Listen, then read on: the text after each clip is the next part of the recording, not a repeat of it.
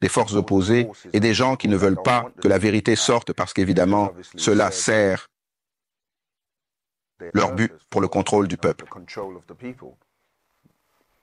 Que pensez-vous de la religion zoroastrienne? Eh bien, c'est d'où vient la religion? C'est la religion du père d'Abraham.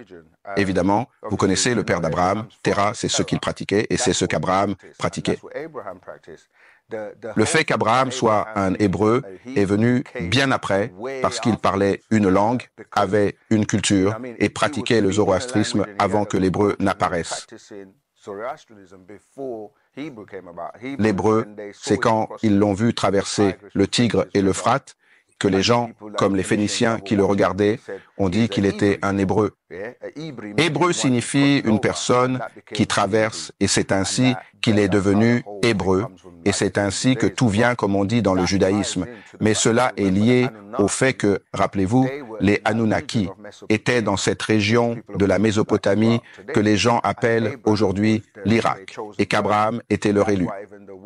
C'est pourquoi même le mot hébreu est lié à Nibiru, n'est-ce pas? Parce que Nibiru est le vaisseau et Abraham a été choisi et a reçu les informations des Anunnaki et les histoires des Anunnaki.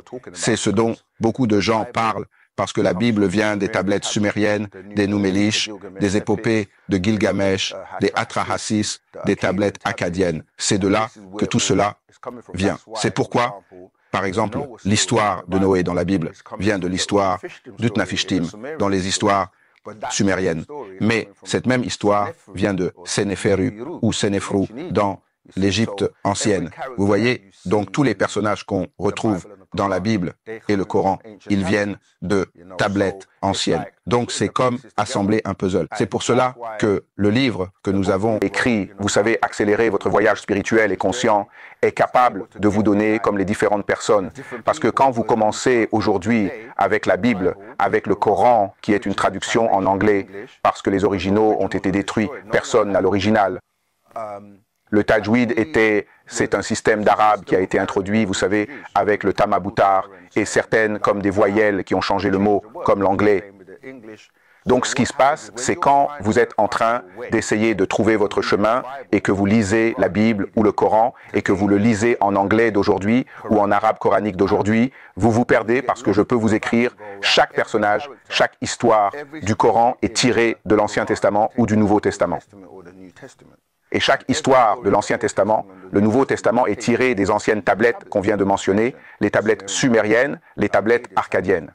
Et chacun d'eux, vous pouvez trouver une histoire dans l'Égypte ancienne et la même chose avec le système de prière, tout ce à quoi vous pouvez penser. Donc, au moment où vous obtenez, c'est comme une version d'une version d'une version d'une version, et ça devient dilué au point où vous voulez savoir, vous voulez pratiquer et faire les bonnes choses, mais vous n'avez pas les bonnes informations. Et c'est là que nous intervenons pour remettre les pendules à l'heure sur tout, vous savez, parce que nous ne parlons pas seulement arabe et ne parlons pas, vous voyez ce que je veux dire, de misbatéa. Nous vous donnons essentiellement la source et c'est pourquoi nous ne serons jamais à court d'informations.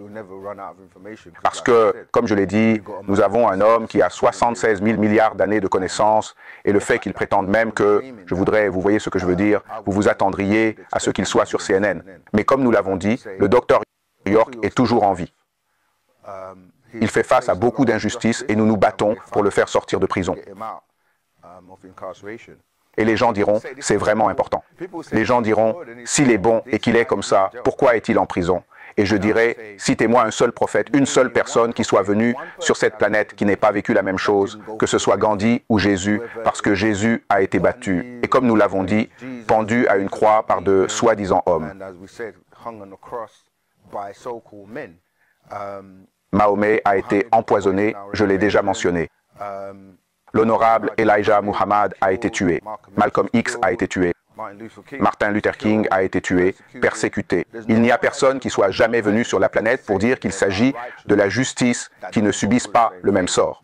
Donc quand nous disons Dieu, ce n'est pas ce Dieu effrayant, Dieu dont personne ne peut prouver l'existence, qui est dans l'air, qui flotte quelque part.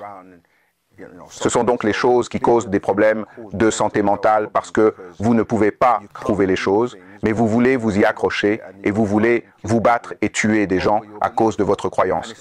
Et ce n'est qu'une croyance parce que lorsque vous êtes mis au défi, comme pour la prouver, Vous voyez ce que je veux dire?